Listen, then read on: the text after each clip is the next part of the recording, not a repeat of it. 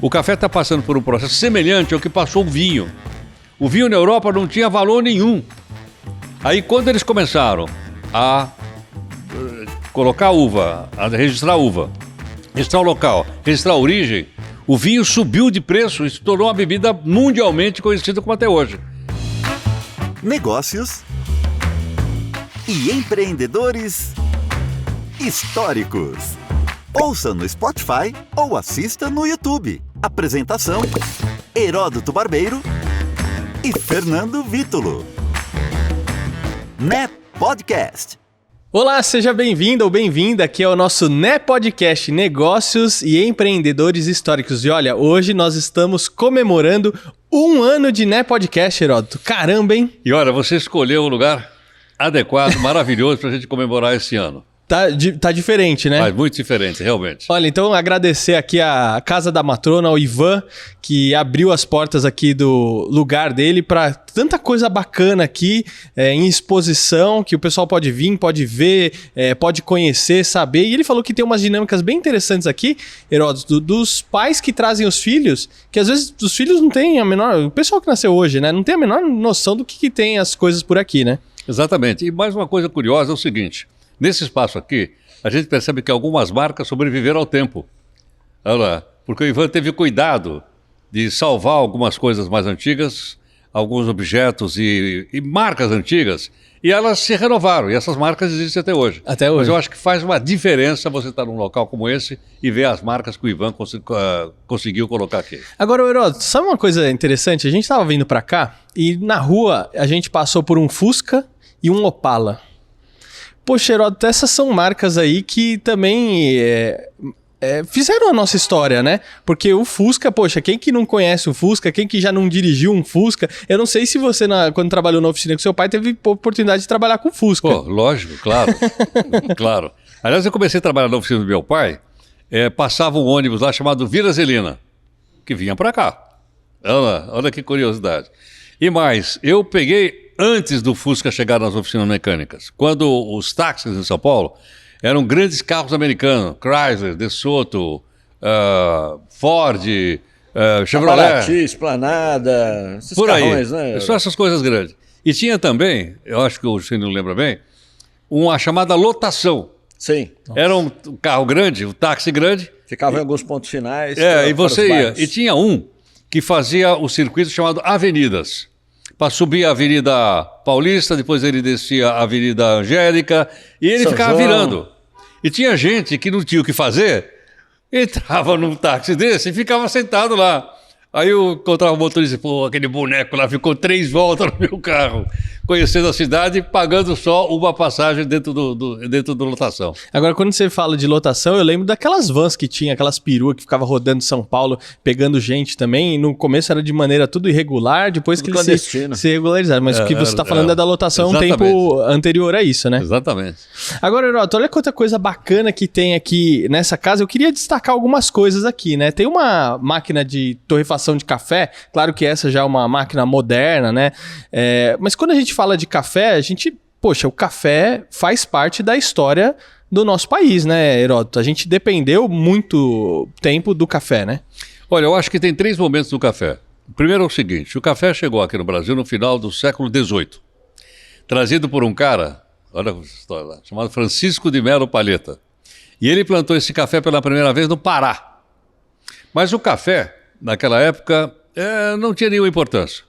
Ele foi trazido para o Rio de Janeiro e o pessoal plantava nos jardins. Era uma planta de jardim. Ninguém imaginava que o mundo um dia ia beber café.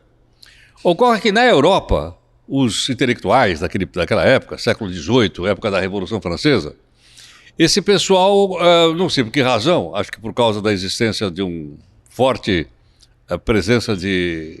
O café tem cafeína. Uhum.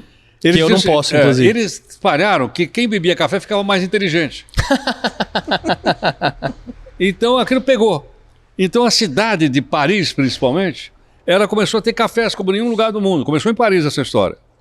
Então começou a procurar o café. E aí o café então foi plantado no Rio de Janeiro, primeiro nas cercanias do Rio, depois ele começou a subir a Serra da Mantiqueira, e aí ele veio em direção a São Paulo, pelo Vale do Paraíba, tudo café. E São Paulo se tornou o grande produtor de café.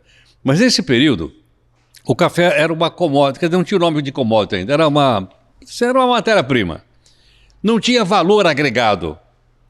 Então café era o seguinte, você mandava a saca para o exterior e tudo bem, saca de 60 quilos. Aqui, as pessoas, como da minha família, que eu sou da Baixada do Glicério, né? Falei que passo muito por aqui, pela Vila Prudente, o café era muito barato. Era a bebida de pobre, era aquele café. Então você misturava café com rapadura, café com açúcar e assim que ia. Num segundo momento, chegou o momento da industrialização do café. Foi quando o café então começou a ser empacotado. Aí apareceram a marca Caboclo, Pilão, eu tenho uma lá escrito Michel, Café Michel, enfim, tinham várias.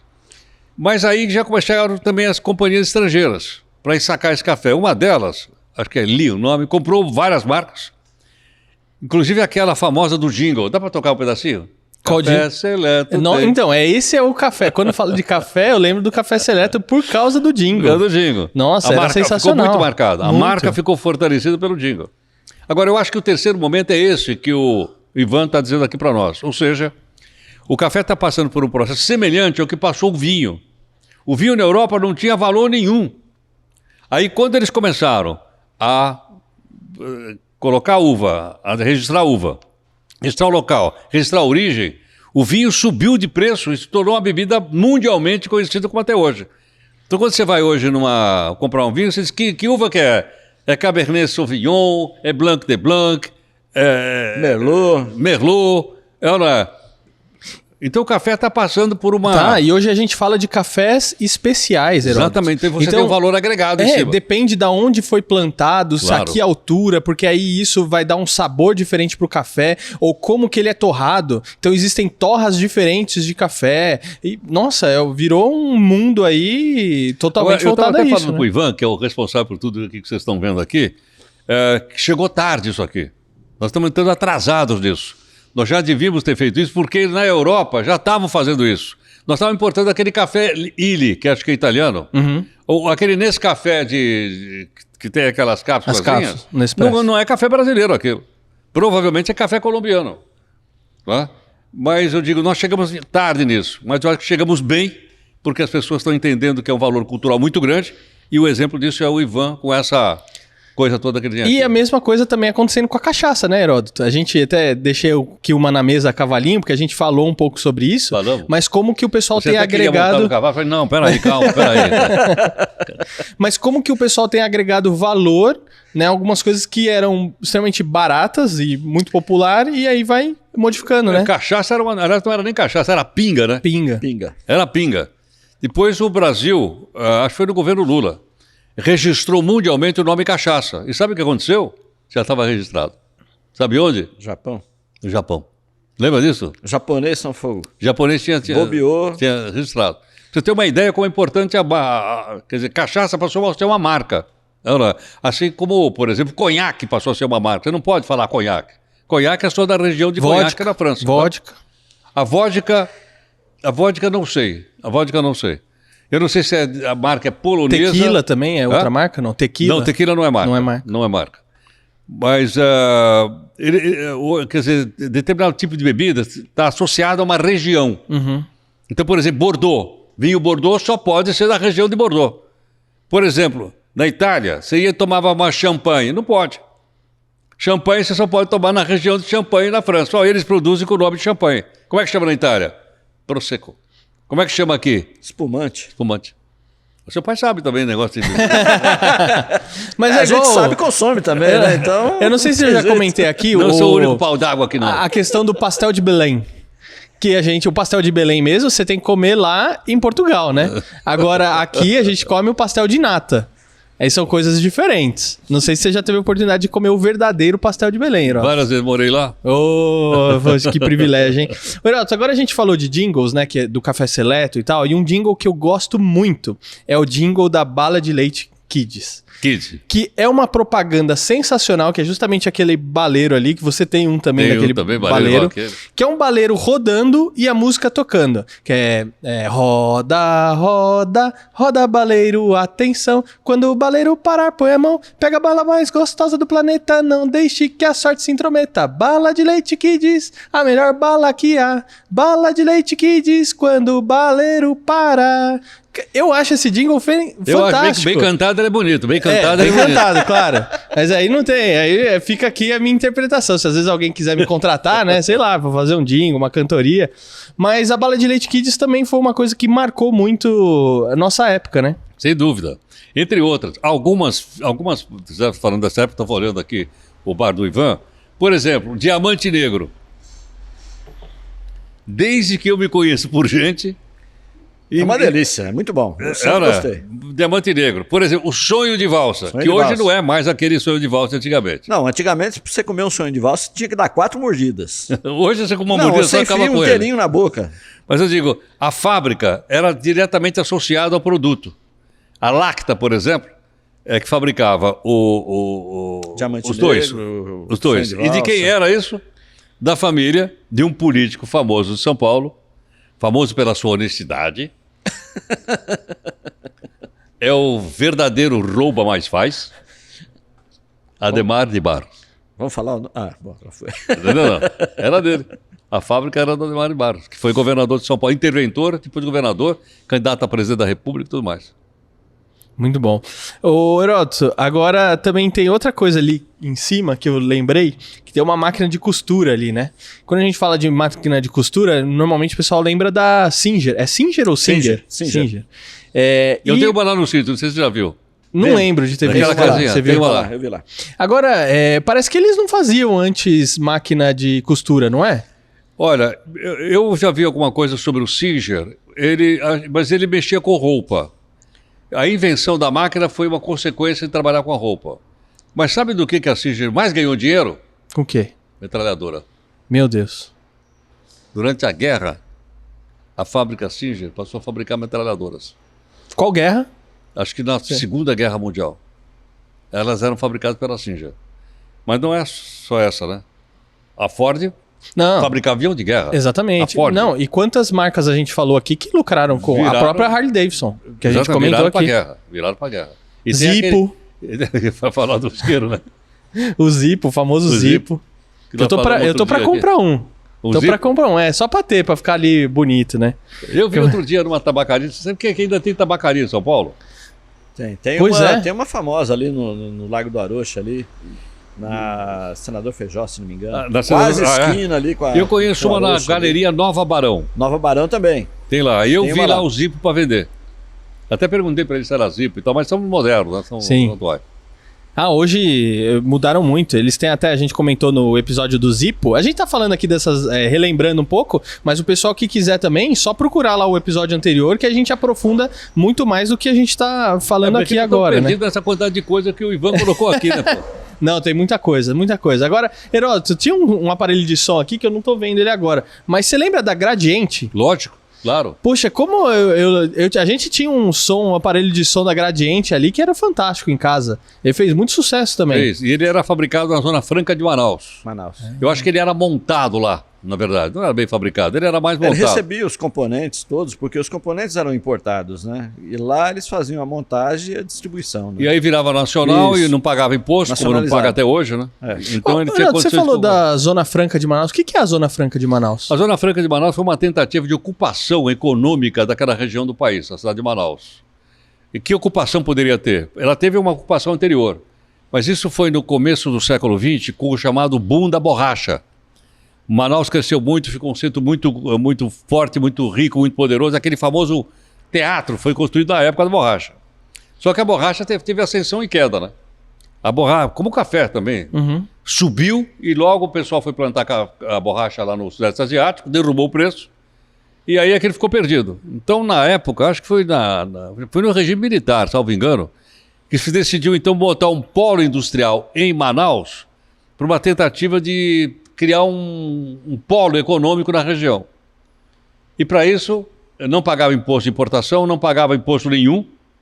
as coisas eram montadas lá e podiam ser vendidas no Brasil. Então as multinacionais, por exemplo, a Honda, as fábricas de moto todos foram para lá, aquele também, lembra aquele CCE? O pessoal falava CCE. Conserta encrenca. Comecei comprando errado. Tinha umas coisas. Mas você falou a Gradiente era lá. Da formação da Zona Franca de Manaus, se não me engano, foi mais ou menos no final dos anos 70. 70, por aí.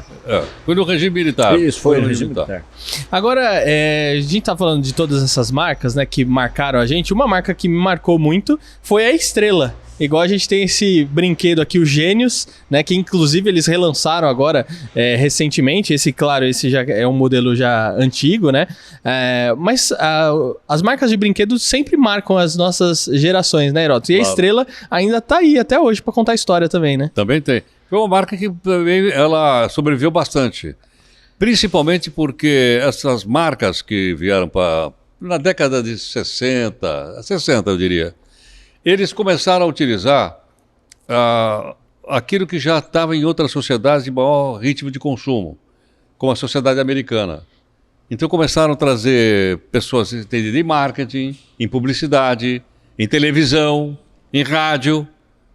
Aí começaram a aparecer e desenvolver mais ainda as agências de publicidade, que eram fraquíssimas. Começaram a ganhar corpo. As multinacionais chegaram também nas agências de publicidade. E essas marcas, então, ficaram fortíssimas, porque investiram muito nessa publicidade. Muito bom, muito bom. Heródoto, e pra gente fechar, eu vi que tinha uma balança ali. Também que é uma balança antiga, que é a Filizola, é isso? Filizola. Você tinha esse tipo de balança lá no bar do seu pai, não? Tinha, lógico, claro. Tinha em todo lugar, né? Tinha em todo lugar. O nome Filizola eu acho que é um nome italiano. Provavelmente algum imigrante italiano, eu não me lembro agora. Foi isso mesmo. Foi isso mesmo? É isso mesmo. Eu não tenho certeza, mas algum imigrante italiano. Porque é o seguinte, que a primeira balança, ela não era essa balança automática, né? Era aqueles pezinhos. Eu ia na feira lá na Baixada do Glicério. Então tinha aquela balança com 2 pratinhos. Então eu dizia, vou querer 1 quilo. Aí ele pegava, botava aquele peso de 1 quilo e botava as coisas do outro lado até a balança equilibrar. Depois é que veio essa balança. Essa balança era muito cara. Eram poucos lugares que tinham. Meu pai tinha uma no bar. Nossa, eu tenho uma lá no sítio. Fantástico. Tinha aquelas de pêndulo também, né, Heródoto? Aquela que ficava penduradinha com uma haste. Tinha. Mas aquela lá era para sacaria. Regulava. Eu tinha uma daquela. Mas aquilo era só para saco de feijão, saco de arroz, era grande. Tinha rodinha, maior. Tudo para carregar, me lembro. Ô, Heródoto, agora deixa eu te perguntar pra gente fechar. Você usou muito fax lá na rádio? Usei. Na Rádio Globo, na Rádio Excelsior. Na Rádio Jovem Pan, onde eu comecei, também a gente usava muito fax. Porque na minha época, quando a gente falava... Eu usei, sabe o quê? Teletipo. Teletipo, nossa. Só não usei o telégrafo lá, mas o teletipo eu cheguei a usar. Não, é que na minha época, quando eu era adolescente, por exemplo, a moda era bip. Lembra do bip? Lógico, eu tinha um. Você vê, putz, isso aqui veio também, mas do mesmo jeito que veio, foi embora, né? Eu usei. Chegou... Eu era chefe lá e eu andava de bip. Nossa, e mas aí... é o médico tinha. Muito. Pegava bem, o cara com aquele bip pendurado aqui, já pensou? Nossa, lá, e era caro, um negócio caro. E você tinha que pagar pra mandar... Não faz no menor sentido. Hoje a gente manda, quantas mensagens a gente manda por dia no WhatsApp, no nosso celular. Mas agora, quando a gente falava vou passar um fax, significava vou no banheiro. Ah, é? Na minha época era isso. Tinha o Telex também, né? Lembra do Telex? Lembro do Telex, claro. Foi modernizado nos Correios e tudo mais. Chegava mais rápido que o Telegrama. Lembro do Telex, lembro na redação da antiga Rádio Globo, tinha todos esses equipamentos aí. Agora, até tinha um cara que tomava conta, que o pessoal chamava ele, esqueci o nome, era um locutor, mas ele ia lá, ele lia, sabe? Ficou famoso, porque ele lia os Telex. Sim. E ele depois ficou famoso no SBT, apresentando o Aqui Agora. Chamava Luiz Lopes Correia. Ficou famosíssimo. E ele era o cara que cuidava da ala internacional da redação na Rádio Globo. Olha só. Entendeu? Ele tinha trabalhado na Voz da América, tinha uma voz e tal, e sabia inglês. E o auge da carreira dele foi com o Silvio Santos lá no SBT. Muito bom, muito bom. Agora, Heródoto, olha só, nós estamos aqui comemorando 1 ano de Né Podcast, né? Nesse 1 ano nós fizemos o Media Training para o Mundo Corporativo, Comunicar para Chegar Lá, YouTube Power Up, Como se sair bem uma entrevista de mídia, o curso de como gravar e produzir o seu programa de rádio ou podcast, que a gente lançou agora recentemente, juntamente com o Milton Jung. Com quem? Milton Jung. Estragou meu dia.